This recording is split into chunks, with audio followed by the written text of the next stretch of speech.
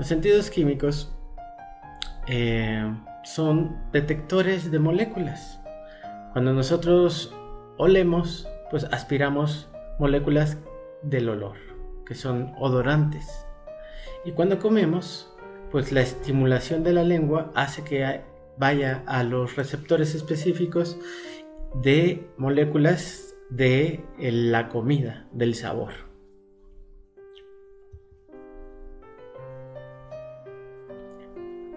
Ambas ayudan a identificar cosas. Nos ayudan a identificar sabores que son agradables y desagradables. Cosas que tienen un buen olor o un mal olor. Y todo esto ha nacido gracias a la evolución de nuestra especie. ¿Por qué? Porque, por un lado, en el pasado, el poder percibir el olor, el sabor amargo o las cosas que están descompuestas nos permitían detenernos a pensar si nos comíamos o no nos comíamos algo que encontrábamos. Los seres humanos, antes, digamos en las épocas en donde no ha habido civilización, en las épocas donde pues viajábamos como nómadas, pues en esa época había gente que no comía en un día completo en búsqueda de comida, porque pues si bien puede haber plantas en el bosque o en los lugares donde habitamos, no todas las plantas son comestibles. Entonces los olores y los sabores nos permitían decir qué sí podíamos comer y qué no podíamos comer. Obviamente si tú encontrabas algo echado a perder, pues tampoco lo comías.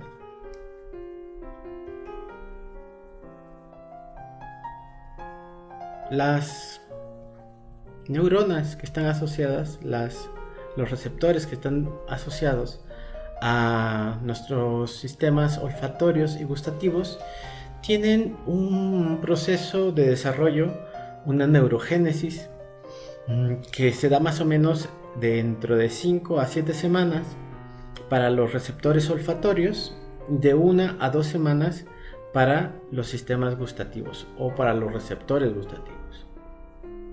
Y esa es una ventaja, por ejemplo, en la lengua. Si pensamos que si nos quemamos por tomar una bebida caliente, pues todas las papilas gustativas pierden su capacidad.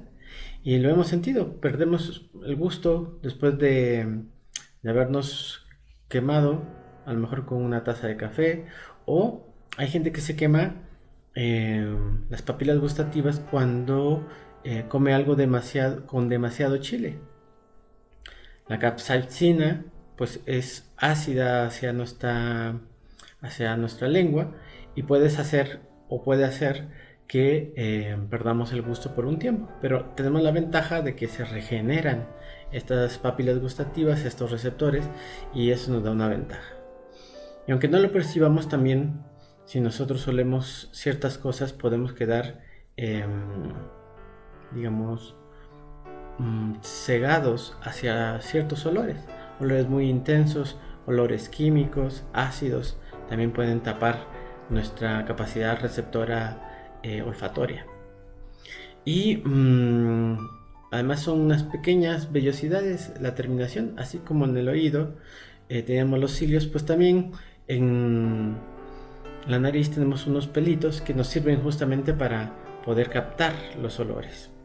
Es muy fácil pues que se pierdan, que se cansen y por suerte se renuevan también de manera constante. Digamos entonces que el sistema olfativo, una forma de clasificarlo es en las especies por macrosomáticos o microsomáticos. ¿Qué son las especies que tienen un sistema macrosomático? Pues el que tiene más grande o más desarrollado el sentido del olfato, como pueden ser los gatos, animales salvajes como el león, los perros. Y microsomáticos, que es el sentido del olfato es menos agudo y que no es tan indispensable para la supervivencia como en el caso de los delfines o los seres humanos. Porque no sé, hay seres acuáticos como el tiburón que le es muy importante la presencia del olfato, porque eso le permite detectar un poco de sangre a 2 kilómetros de distancia. O lo mismo pasa con los perros, que pueden detectar olores que no percibimos y que les sirven porque obviamente para su supervivencia necesitan el olor para cazar, para también estimular el estímulo sexual y aparearse, encontrar una pareja animal. Entonces, pues los sentidos macrosomáticos y los microsomáticos es una forma de clasificar el sistema olfatorio dentro de las especies humanas. Como les decía al inicio de la clase, pues existen las feromonas, que son señales químicas que se liberan y que nos hacen responder de una manera específica. Son señales bioquímicas que se transportan por el aire y que entonces despiertan una conducta. En el ejemplo de los animales, todos hemos visto alguna vez en la vida cómo es que cuando una hembra animal, por ejemplo una perrita, está en celo, decimos, pues hay una gran cantidad de perros que quieren aparearse y ella lo que hace es comúnmente correr y ellos lo que hacen es comúnmente perseguirla. ¿Qué es lo que le da la señal y la detección de que está en celo, que es un periodo donde es fértil? Pues son las feromonas animales del perrito. Y tenemos también nosotros estas feromonas como seres humanos, y por eso les decía, muchas veces la atracción física no solamente nace del aspecto visual, sino también del aspecto olfatorio. Y hay gente que asocia justamente esta atracción como un complemento biológico evolutivo. ¿Cómo es esto? Se hizo un estudio donde la gente decía quién le gustaba en diferentes grupos, y justamente la persona que le gustaba, con la que contactaba a través del olor o de la vista, era una persona que complementaba biológicamente su ADN a la biología que él tenía o que ella tenía. Luego lo hicieron con los ojos cerrados y detectaron entonces o escogieron personas por el olor. Y se hizo este estudio y se demostró que era aún más eficaz que la combinación de los ojos y el olfato. El solo olfato hacía que el match, que digamos el emparejamiento, la elección que tú tenías, se hiciera en base a una intuición biológica, que no es dirigida por algo irracional, sino por una necesidad física. ¿De qué? De que la especie vaya creciendo y vaya mejorando. Las investigaciones que hizo, por ejemplo, la doctora McClintock, es sobre cómo es que las mujeres que comparten espacios comunes, como puede ser una familia o amigas que van a la escuela o al trabajo juntas, emparejan los ciclos menstruales. Y esto está también orientado o tiene su respuesta en la biología. ¿Por qué? Porque comúnmente en los grupos animales de lobos o de perros o de otras especies animales, lo que hacen es sincronizar el ciclo menstrual para que en el periodo de fecundación, en su periodo fértil, haya más opción a que varios miembros del grupo puedan compartir la pareja. ¿Qué es lo que pasa? Si una hembra comienza, digamos, su periodo fértil, pues entonces todos los machos van con esta hembra. Y luego otras, pues todas las machos van contra esta hembra. Cuando lo hacen de manera simultánea, lo que sucede es que entonces los diferentes miembros de la manada, del grupo, pues pueden tener relaciones, y eso permite también la sobrevivencia de la especie. Y bueno, los estudios de esta mujer, de esta investigadora, es que quería ver si era posible sincronizarlo en personas que no eran comunes. Y entonces lo que hizo es tomar las feromonas del sudor de alguna compañera o de una mujer, y luego le ponía unos algodones que no tenían olor pero tenían las feromonas debajo de la nariz, y se pudo comprobar que podían sincronizar los ciclos menstruales gracias a la comunicación que había a través de las feromonas. Los seres humanos y las diferentes especies tenemos diferentes umbrales de detección del olor. Y nosotros podemos ver cómo es que podemos diferentes olores como el metanol, la acetona, el formaldehído, pues detectarlo con pequeñas partes por millón. El metanol, por ejemplo, es una sustancia que se agrega al gas que tenemos comúnmente en las casas o en las empresas. A propósito, porque como se dan cuenta, nosotros necesitamos una muy pequeña parte por millón para poder detectarlo. Y muchos pensamos que el gas tiene ese olor de manera natural. Algunos sí, pero la mayoría no. El que nos venden en la casa no lo tienen, se lo agregan. Por si hay alguna fuga, podamos reaccionar y tomar una respuesta. Entonces los olores también nos sirven para tomar decisiones, para huir en caso de que sintamos que hay algún peligro. ¿Y cuál es el umbral diferencial? Es otro concepto que es útil y que pudimos ver en la clase de psicofísica. Pues es la diferencia, el menor nivel de concentración que necesitamos para detectar una diferencia.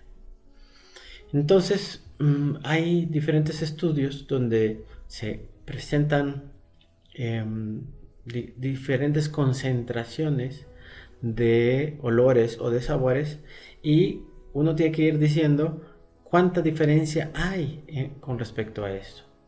Y sucede lo mismo que con los estímulos auditivos o visuales, que a veces, si nosotros estamos en un experimento y nos dicen que un vaso con agua tiene un sabor, pues a veces sentimos el sabor aunque esto no esté. O sea, nuestra expectativa también modifica nuestra percepción. Pero lo que han hecho los diferentes estudios, comúnmente los más interesantes y los que más hacen, son la industria de la comida, porque quieren saber qué tan agradable es al gusto ciertas comidas, y entonces te ponen diferentes sabores, diferentes cantidades, por ejemplo, de una sustancia. Pensemos un chocolate que se le pone a la leche, y pues te dan a probar varios hasta que dices, bueno, este sabor es el que me gusta.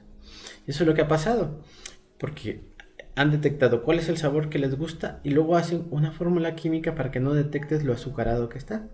Todos sabemos que, no sé, que un refresco de cola puede tener tanta azúcar como la mitad del azúcar del día en una presentación de 300 mililitros. O que un té comercial puede tener la mitad de la ingesta calórica diaria en azúcar. Y nosotros lo tomamos y no sentimos la gran cantidad de azúcar. Sin embargo, está muy cargado. Y si bien no, en la biología natural no está hecho para eso, pues la industria ha hecho estos cambios que en cierto sentido nos perjudican. Como hemos visto ahora con el COVID, pues todos sabemos que está asociada la obesidad y el sobrepeso. Y entonces también tenemos un umbral de reconocimiento hasta un límite, así como la luz. Podemos reflejar en un espectro específico, pues el umbral de reconocimiento de los olores también tiene un espectro específico. Y podemos saber qué tipo de olor es. Tenemos un umbral de calidad. Sabemos si es agradable o desagradable y qué tan intenso es. A veces sentimos un perfume y decimos, es un olor agradable, y podemos decir, tienes mucho perfume o poco perfume. Y para entender cómo funciona nuestra calidad olfativa, tenemos que conocer que hay ciertos elementos componentes, estructuras del sistema, y que hay patrones de activación en el sistema. De forma distinta a como sucede con los conos y los bastones, que separan la imagen en, digamos, pequeños fragmentos, píxeles, que luego se integran en una sola imagen, pues en el caso del olor, los patrones de activación del sistema olfativo, como llegan de manera simultánea, pues generan justamente una alta variabilidad dependiendo de la calidad de nuestros receptores. Y esto es parte de lo que se dice que es el rompecabezas de la calidad olfativa. ¿Por qué olemos como olemos y por qué tenemos tantos cambios? Porque con las imágenes podemos detectar más o menos la forma de manera igual, aunque los colores un poco de manera distinta. En el caso del olfato hay una gran variabilidad. Una persona percibe algo y otra persona percibe otra cosa completamente distinta. Entonces, aquí podemos ver en la imagen como de la izquierda como hay una una estructura que nos va a permitir entender cómo funciona el olfato.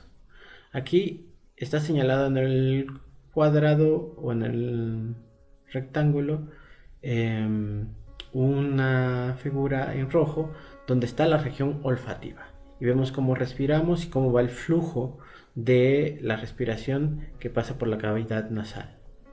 Y bueno, las moléculas de olor entran en la mucosa olfatoria, y ahí hay una gran cantidad de células o neuronas receptivas olfatorias que se sintetizan o se presentan como NRO, y las cuales tienen una cantidad de receptores. Entonces ya ubicamos el área donde se encuentra la mucosa olfativa, y ahora vamos a hacer un pequeño zoom como hemos hecho en otras clases. Y entonces ahí en esta región que habíamos señalado y que aquí está representada como bulbo olfatorio, vemos que en la parte de abajo hay unos pelitos que son los que les decía, los cilios olfatorios, que tienen además una estructura que va hacia adentro, hacia el bulbo olfatorio, que lo mismo va a pasar con las papilas gustativas, y que estas mandan a la señal al tracto olfatorio. Ustedes imagínense que aquí está señalado el hueso etmoides, que es una placa cribosa. ¿Qué significa cribosa? Que es como una esponja. Y nosotros somos capaces de percibir 100.000 olores distintos. Por eso es la variabilidad de la percepción del olor. Y que a diferencia de los conos y bastones, que hay dos tipos de receptores, hay 350 tipos distintos. Y que estos nervios que pasan por la cavidad nasal están muy cerca, estas conexiones nerviosas van casi directamente al cerebro. Son de respuesta muy rápida. Y entonces se han hecho estudios con imágenes de calcio para ver qué tanto se activan las neuronas receptoras olfatorias cuando tienen la presencia de una sustancia particular. Porque si recuerdan un poco clases de biología o de neuroanatomía, pues ya saben que las neuronas o las células se alimentan o tienen una comunicación donde se saca el calcio o se mete el calcio, y eso hace que se active o se desactive la célula. Entonces hay patrones, les decía yo desde hace un momento, hay patrones de reconocimiento de las sustancias y que también están asociados a nuestro conocimiento previo. Pero aunque no tengamos un conocimiento claro, previo, sobre sobre algo que vamos a oler, podemos decir dulce, amargo, ácido, o agradable o desagradable. Vemos aquí nuevamente la imagen de la activación de estas neuronas receptores olfatorias, y vemos aquí otra imagen, cómo es que se va hacia el bulbo olfatorio y se concentra la información. Aquí vemos las células que están concentradas con su núcleo y cómo es que hay diferentes tipos de células que van a irse concentrando en estos grupos olfatorios que van a generar un patrón específico. Otra imagen más al respecto. Aquí lo vemos con más detalle. Entonces están los cilios que son, aquí están ampliados en el rectángulo y que se ven como verde y rojo. Aquí van las partículas de los olores que se nombran como moléculas odorantes, y unas pequeñas puertas de acceso que son los receptores de olores.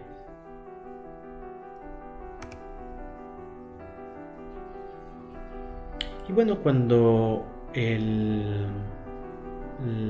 la información llega al bulbo olfatorio, pues se transmite primero a la corteza piriforme, después a la amígdala y finalmente a la corteza orbitofrontal, que también llama mucho la atención porque está asociada a la toma de decisiones, y los olores entonces nos permiten tomar decisiones con respecto a comer o no comer, acercarnos o no acercarnos. Y aquí vemos también una forma de la comunicación que existe. Va de la mucosa al bulbo olfatorio, a la corteza piriforme. Hay algunas derivaciones, conexiones con la amígdala y finalmente a la corteza orbitofrontal. Pero vemos con las flechitas cómo es que hay una retroalimentación, por ejemplo, entre la corteza piriforme y la corteza orbitofrontal sin necesariamente pasar por la amígdala. Pero también hay una retroalimentación entre la amígdala y la corteza orbitofrontal. Aquí en la imagen ampliada vemos el bulbo olfatorio, que es muy pequeño, y luego vemos el tracto olfatorio y la estría, que es esta conexión que hay entre los dos, olfatoria medial, luego la lateral y luego pues donde está la amígdala, y esto nos da la información cómo es que están conectados por la vía nerviosa. Y ya decimos de la amígdala a la corteza orbitofrontal. Y bueno, las neuronas pueden discriminar y hay investigaciones al respecto, y las neuronas de la corteza orbitofrontal pueden cambiar su respuesta a un odorante. Algo que al principio te puede parecer desagradable puede parecerte agradable en otros momentos, dependiendo.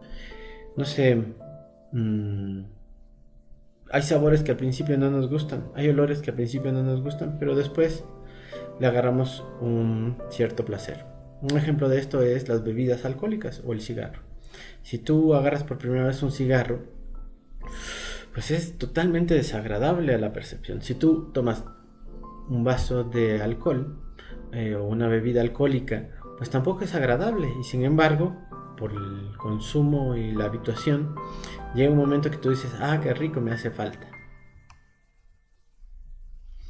También existe la anosmia, que la anosmia es la incapacidad de poder oler, y que tiene diferentes causas, pero una de las causas ya lo hemos dicho, que puede ser por los receptores, por el nervio que conecta o por la corteza, pero habitualmente es por una inflamación intranasal o una obstrucción que impide que ingresen las moléculas odorantes, como nos pasa, por ejemplo, cuando estamos enfermos de gripe, que no podemos percibir los olores. Entonces se tapan los trayectos. Otras causas, como decía, son el traumatismo cráneoencefálico, es decir, se daña la estructura cerebral que interpreta. Y otra, como acabo de mencionar, son las infecciones respiratorias. Como cuando vamos avanzando en edad, pues todos los huesos, inclusive el área que habíamos visto, que es una forma de esponja, pues a veces se va cristalizando, y a veces esta cristalización, imagínense que por aquí va un pequeño nerviecito, muy muy delgado, y entonces lo que hacemos es que se va cristalizando, entonces se endurece y se aprieta el nervio celular y ya no podemos respirar de manera correcta. Vamos a hacer en el primer foro un comentario sobre Te tapa la nariz al comer y escribes qué pasó con tu gusto, qué pasó con el olfato. Y vamos a compartir la experiencia.